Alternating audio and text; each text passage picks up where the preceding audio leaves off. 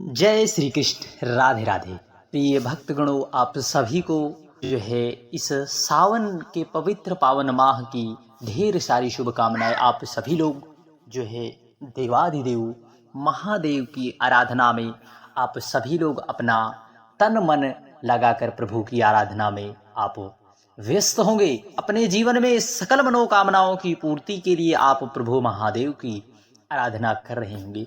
ऐसे में पर्वों के इस त्योहारों की श्रृंखला में हमारे सनातन शास्त्रों में अनेक पर्व आते रहते हैं। ऐसे में जो है एकादशी की तिथि जो कि भगवान देवाधिदेव महादेव को बड़ी ही प्रिय है, और साथ ही साथ भगवान श्री हरि नारायण विष्णु को प्रसन्न करने के लिए एकादशी की तिथि जितना प्रिय है शायद ही उतना प्रिय अन्य तिथियां हों, क्योंकि एकादशी की तिथि जो होती है जो है वह भगवान श्री हरि नारायण की कृपा प्राप्त कराने के लिए। तो आज के वीडियो में हम सभी लोग, मेरी प्रिय माताएं बहनें, जो संशयात्मक स्थिति उनके मन में बैठी रहती है कि कब की है एकादशी, कब की एकादशी करें, कब की ना करें, जो है इन सब की चर्चा आज के वीडियो में करने वाले हैं। कौन सी एकादशी है, उस एकादशी का क्या नाम है, उस एकादशी का क्या महात्म है, उस एकादशी को करने से किस फल की प्राप्ति होती है, आज हम सभी लोग यही चर्चा करने वाले हैं। साथ ही साथ शुभ मुहूर्त, पारण समय और पूजन सामग्री का हम सभी लोग विशेष ध्यान देते हुए आज हम संपूर्ण चर्चा करने वाले हैं। 15 अगस्त या फिर 16 अगस्त कब की है एकादशी, तो आइए जानते हैं। पहले तो आपको बता दें सावन पुत्रदा है। कौन सी सावन पुत्रदा एकादशी है? जथा नामे तथा गुणे। जिस प्रकार इस एकादशी का नाम है उसका वैसा भी गुण है, क्योंकि जथा नामे तथा गुणे, जैसा नाम वैसा गुण। संतान सुख, बच्चे की खुशहाली और तरक्की और उसे हर संकट से मुक्त करने के लिए, बचाने के लिए साल भर में जो है यह एकादशी की जो पुत्रदा एकादशी की तिथि आती है, माताएं व्रत रखती हैं। उनमें से एक है श्रावण माह की पुत्रदा एकादशी। सभी एकादशियों का अपना अपना अलग अलग महत्व होता है। तो संतान सुख की इच्छा रखने वाले जो है जातकों के लिए पुत्रदा एकादशी बहुत ही फलदायी है। निश्चित है कि भगवान श्री हरि की कृपा आप पर जरूर होगी। देखिए, मान्यता है कि श्रावण पुत्रदा एकादशी का व्रत अपने नाम स्वरूप संतान को अच्छा स्वस्थ दीर्घायु की प्राप्ति के लिए और संतान प्राप्ति के लिए प्रिय माताएं यह व्रत करती हैं। तो आज हम सभी लोग जानते हैं कब की है एकादशी। वैसे तो श्रावण मास में पुत्रदा एकादशी की तिथि की शुरुआत सावन माह के शुक्ल पक्ष की 15 अगस्त 2024 को 10:26 पर शुरू होगी और 16 अगस्त 2024 को सुबह 9:39 पर इसका समापन होगा। एक बार आप नोट कर लीजिए, सुबह 10:26 से प्रारंभ होगी 15 अगस्त को और 16 अगस्त को 9:39 पर समाप्त होगी। और एकादशी की तिथि का जो है हमारे शास्त्रों में विशेष महत्व है, और विशेष करके उदया तिथि का भी विशेष महत्व है। तो ऐसे में उदया तिथि की मान्यता के अनुसार हम सभी लोग 16 अगस्त को सावन पुत्रदा एकादशी का व्रत सभी भक्तगण करेंगे।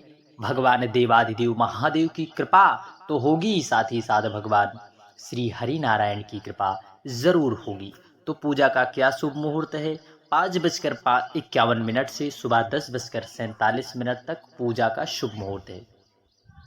और 17 अगस्त को सुबह 5:51 से सुबह 8:05 पर जो है पारण का समय है। इसी शुभ मुहूर्त में यदि पारण कर लिया जाए तो इसका फल हमें संपूर्णता मिलता है। पारण बहुत सी मेरी प्रिय माताएं यह समझती हैं कि पारण किस लिए किया जाता है। देखिए, हमारे व्रत के दौरान हमारे मन से, वाणी से, कर्म से किसी को जो है किसी के प्रति अपशब्द निकल गए हो या हमसे गलतियां हो गई हो जाने अनजाने में, तो उसी पारण करने से जो है उसका हमें दोष नहीं लगता, इसीलिए पारण किया जाता है। शास्त्रों के अनुसार एकादशी का व्रत सभी व्रतों में श्रेष्ठ माना गया है। एकादशी का व्रत ठीक उसी प्रकार है जिस प्रकार पवित्र नदियों में गंगा नदियों में गंगा उसी प्रकार से सर्वश्रेष्ठ व्रत है। पद्म पुराण में इसकी विशेष रूप से चर्चा बताई गई है।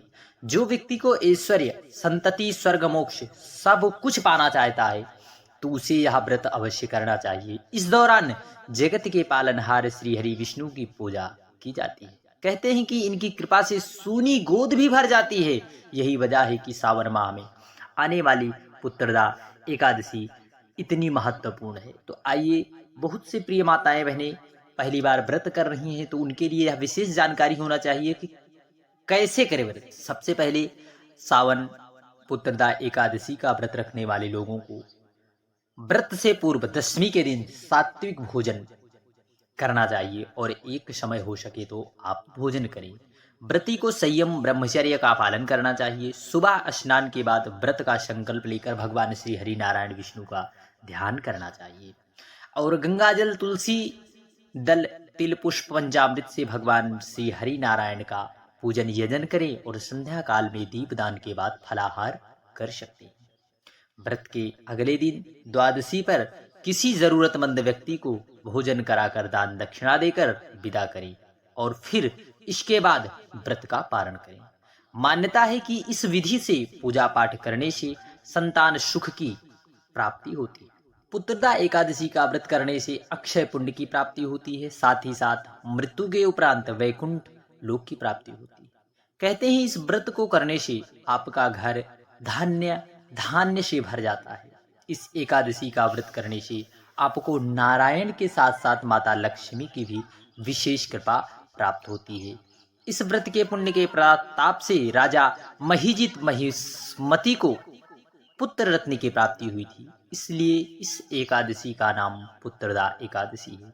इस व्रत के प्रभाव से आपकी खाली झोली भी भर सकती है। इस तिथि पर वैष्णव समाज के लोग भी भगवान विष्णु की पूजा बड़े प्रसन्नचित भाव से। ये क्या विधि है, इसकी भी जानकारी आपको जरूर होनी चाहिए। पुत्रदा एकादशी के दिन सुबह जल्दी उठकर स्नान आदि करके घर के मंदिर को गंगा जल से छिड़क कर पवित्र कर लें। इसके बाद भगवान विष्णु और मां पार्वती की प्रतिमा को लकड़ी की चौकी पर पीला कपड़ा बिछाकर उस पर स्थापित कर लें। उसके बाद गंगा जल से अभिषेक करें और पुष्प के साथ तुलसी दल अर्पित करें। अगर आपको व्रत रखना है तो व्रत करने का संकल्प लें और यदि नहीं करना है तो पूजा करके आहार ग्रहण कर सकते हैं। पूजा के बाद आरती करें। भगवान विष्णु को पंचामृत का भोग लगाएं। भगवान के भोग में तुलसी पत्ता जरूर सम्मिलित करें। तुलसी के बिना भगवान श्री हरि नारायण विष्णु का भोग संपूर्णता नहीं होता, इसलिए आप सभी लोग जरूर से जरूर इस विशेष जानकारी को रखें। परंतु ध्यान रहे कि इस दिन तुलसी का पत्ता भूल कर भी ना तोड़ें। एक दिन पहले से हमें तुलसी दल को उतार लेना चाहिए और जिस दिन हमें भोग लगाना है उस दिन तो एकादशी की तिथि पर भूल कर भी तुलसी पत्र ना तोड़ें। अब कहोगे यह विषम परिस्थिति है, हम नहीं तोड़ पाए, तो आप तुलसी के पौधे के पास जाएंगे तो वहां पर आपको तुलसी पत्र जरूर वहां पर जमीन पर गिरे मिलेंगे। उन्हें आपको उठाकर धुलकर प्रभु को अर्पित करना है, क्योंकि तुलसी पत्र कभी बासी नहीं होते। जय श्री कृष्ण। राधे।